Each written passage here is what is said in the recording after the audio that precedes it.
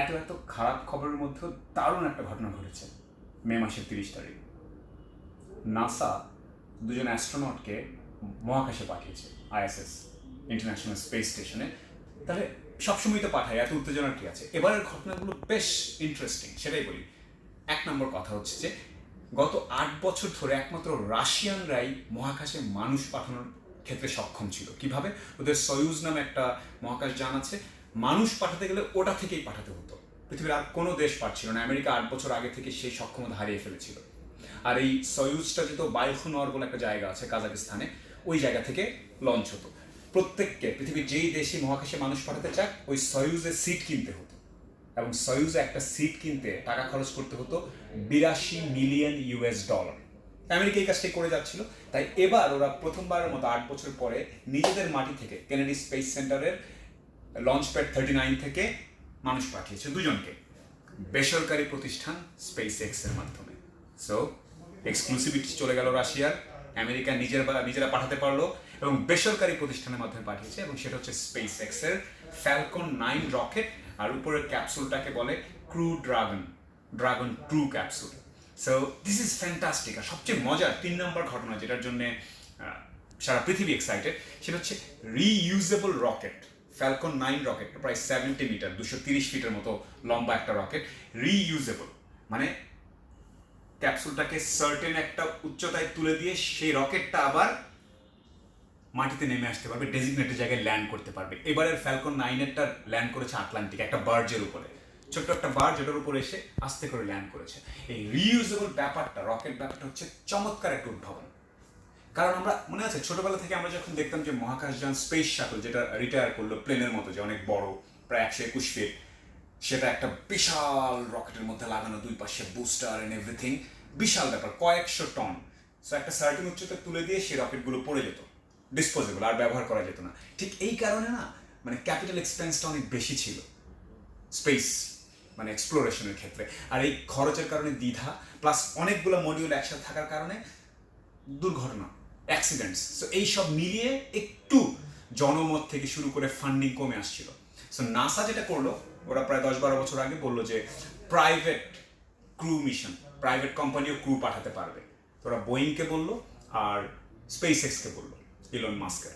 So Boeing কাজ করছিল Starliner, আর ওরা যে রকেটটা, স্টারলাইনার হচ্ছে ক্যাপসুল আর রকেটটা হচ্ছে অ্যাটলাস। আর স্পেস এক্স, ইলন মাস্কের স্পেস এক্স কাজ করছিল ফ্যালকন 9 রকেট, আর উপরের ক্যাপসুলটা হচ্ছে ক্রু ড্রাগন। আচ্ছা, এখন মজার কাহিনী হলো, রকেট সায়েন্স শুনলে আমরা সবাই বলি যে খুব কঠিন ব্যাপার, বুঝবে না। সো ইলন মাস্ক যখন 2002 সালের 6ই মে, এই সেই মে মাসেই, গত মাসে যেটা 2002 সালে স্পেস এক্স প্রতিষ্ঠা করে, তখন সবাই ওকে বলেছিল তুমি পেপাল করেছো, তুমি ইন্টারনেট বোঝো, এগুলো তাই শোনো। বাট এই একটা মানুষ লেগেছিল, সেই গল্পটি আর একটু বলি। ওর জীবনী থেকে দেখলাম যে 2002 সালে যখন সে জিজ্ঞেস করলো, ভাই এত এক্সপেন্সিভ কেন, মানুষ পাঠাবো, এত এক্সপেন্সিভ কেন জিনিসটা? বলো যে রকেট রিইউজ করা যায় না, ইত্যাদি ইত্যাদি। ও বললো তো আরেকবার ইউজ করার ব্যবস্থা করেন, রকেট ল্যান্ড করান। আবার বলো প্রযুক্তি নেই, বলো প্রযুক্তি উদ্ভাবন করেন।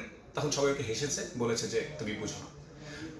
ও তখন কি করেছে, আমি পড়ছিলাম যে 2002 সালে স্পেস এক্স প্রতিষ্ঠার পরে ও রাশিয়াতে গিয়েছিল। রাশিয়াতে গিয়ে ইন্টারকন্টিনেন্টাল ব্যালাস্টিক মিসাইলস, যেগুলো বড় আন্তঃমহাদেশীয় ক্ষেপণাস্ত্র যেগুলোকে বলি। সো আমি নেভিতে থাকার কারণে, নেভাল সায়েন্স অ্যান্ড ওয়ারফেয়ার গ্র্যাজুয়েশনের কারণে মিসাইলস অ্যান্ড ট্র্যাজেক্টরি এগুলো নিয়ে আমার বেশ একটা স্যাটেলাইটস নিয়ে আগ্রহের একটা জায়গা ছিল। সেই জায়গা থেকে একটু ঘাটতে ঘাটতে গিয়ে দেখলাম যে ও ওইটা থেকে এনে রাশিয়া থেকে ইন্টারকন্টিনেন্টাল ব্যালাস্টিক মিসাইলের একটা অংশ বেসরকারিভাবে কিনেছে। জাস্ট চিন্তা করেন, রাশিয়া গিয়ে বলেছে ভাই আমি একটা ইন্টারকন্টিনেন্টাল ব্যালাস্টিক মিসাইল কিনবো। কেউ যখন লেগে থাকে কোনো কিছুর পেছনে, মানে তার কতদূর পর্যন্ত যেতে পারে সেটার একটা উদাহরণ।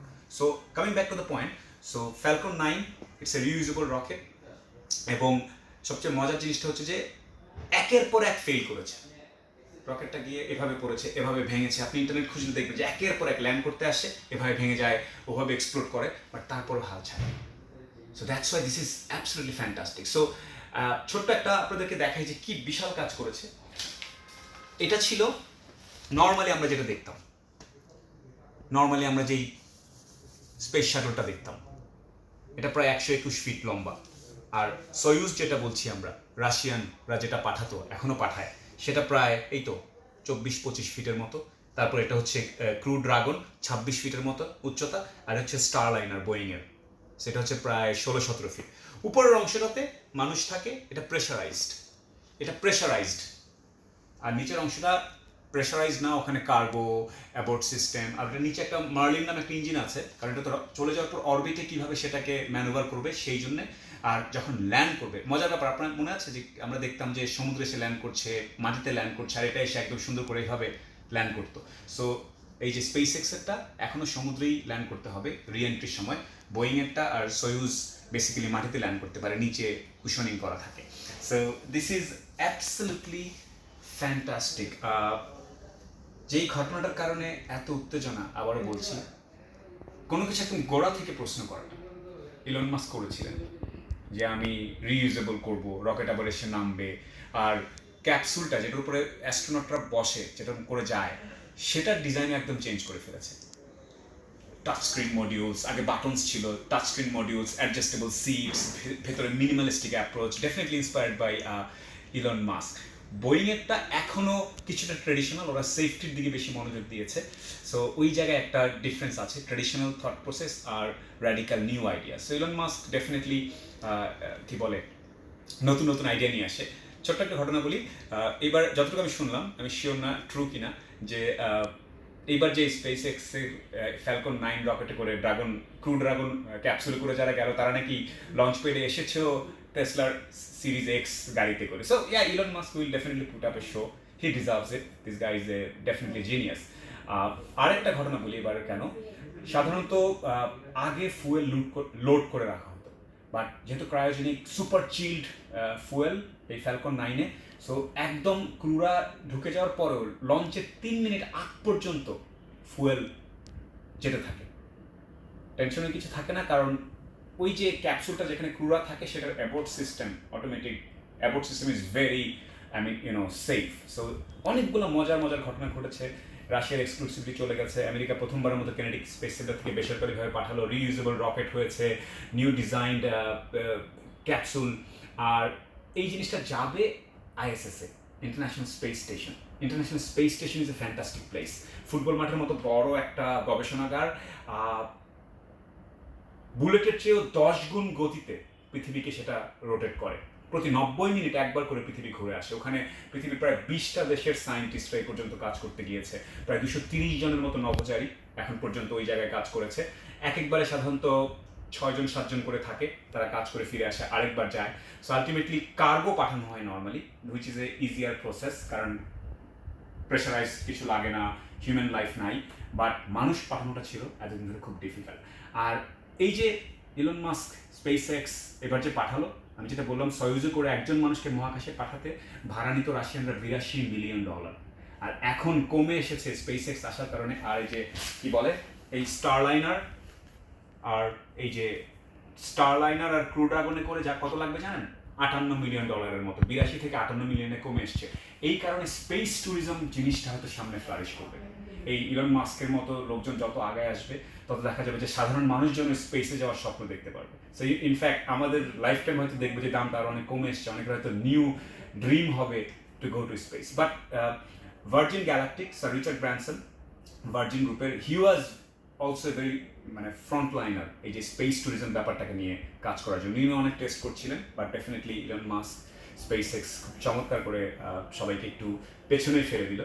তো আমি কথাটা কেন বলছি, আমরা একটা সময় যদি 50-60 বছর ধরে মহাকাশে আসা যাওয়া হচ্ছে, বাট আমরা ডেফিনেটলি ওই ফোনের ফিল্টার, ক্যামেরা ইত্যাদি নিয়ে ব্যস্ত। সেই সময় একটা গ্রুপ কিন্তু কাজ করে যাচ্ছে, মহাকাশ বিজ্ঞান। এই যে একটা ছোট্ট ঘটনা বলি, হিট শিল্ডটা কি হবে ক্যাপসুল রিএন্ট্রি করার সময়, অথবা অ্যাবোর্ট সিস্টেমটা কি হবে, অথবা অরবিটে যাওয়ার পরে মার্লিন নামে যে ইঞ্জিনটা কিভাবে থ্রাস্ট দিয়ে যাবে, ডকিং করবে নাকি বার্থিং করবে। ওই যে আইএসএস এর একটা হাত আছে, ইলেকট্রিক রোবট, ওটা ধরে নিয়ে তারপরে বার্থিং, ডকিং, কত মজার জিনিস আছে চিন্তা করার জন্য।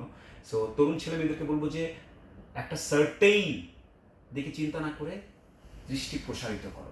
আর আরেকটা কথা সবাইকে বলছে যে গবেষণা খাতে টাকা না বাড়ালে জীবনে হবে না। এই যে ইলন মাস্ক বিলিয়নস ডলার শুধুমাত্র কিভাবে নামবো, কি করে সুন্দর করা যায়, অ্যাবোর্ট সিস্টেম ঠিক করা যায় কিনা, নতুন ধরনের কোনো ধরনের ইঞ্জিন আবিষ্কার করা যায় কিনা, কত কিছু কাজ করেছে।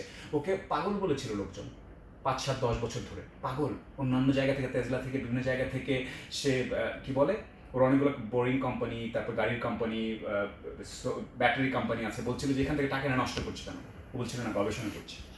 গবেষণায় যতদিন মনোযোগ না দিব, গবেষকদেরকে, ম্যাথমেটিশিয়ানদেরকে, ইঞ্জিনিয়ার্সদেরকে, আমরা কোডারদেরকে, কম্পিউটার সায়েন্টিস্টদেরকে আমরা যতক্ষণ পর্যন্ত, সার্ভাইভাল যারা নিয়ে কাজ করে তাদেরকে যতদিন পর্যন্ত আমরা গুরুত্ব না দিব ততদিন পর্যন্ত আগাতে পারবো না।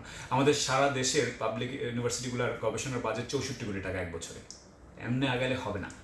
সো ইলন মাস্কের গল্পটা এই কারণে আজকে সবাইকে বললাম, স্পেস এক্সের গল্পটা, ফ্যালকন 9 রকেটের গল্পটা, ক্রু ড্রাগন ক্যাপসুলের গল্পটা, যে মানুষ চাইলে সব কিছু সম্ভব। আমরাও চাই আমাদের যারা দেশের সরকারি লোকজন আছেন, যারা বড় ধনী মানুষজন আছেন, গবেষণা খাতে ছেলে মেয়েদেরকে উদ্বুদ্ধ করেন, বাজেট দেন, সাহায্য করেন, অনেক কিছু সম্ভব। আর তরুণদেরকে বলছি, space is a fantastic thing, please explore this things. চমৎকার চমৎকার সব গল্প। আর অল দিস ক্রু যারা গেল মাত্র, সেই দুইজন তো ডেফিনেটলি একটা বড় রিস্ক নিয়েছে। আর ওখানে গিয়ে ওরা, ক্রিস ক্র্যাসিডি নামে একজন আছেন, অলরেডি ওখানে অনেকদিন ধরে আছেন, বাকি রাশিয়ান কয়েকজন ছিলেন, সবার সাথে সম্মিলিত হয়েছেন। It was absolutely safe and sound, it was a fantastic space trip. So kudos to everybody involved.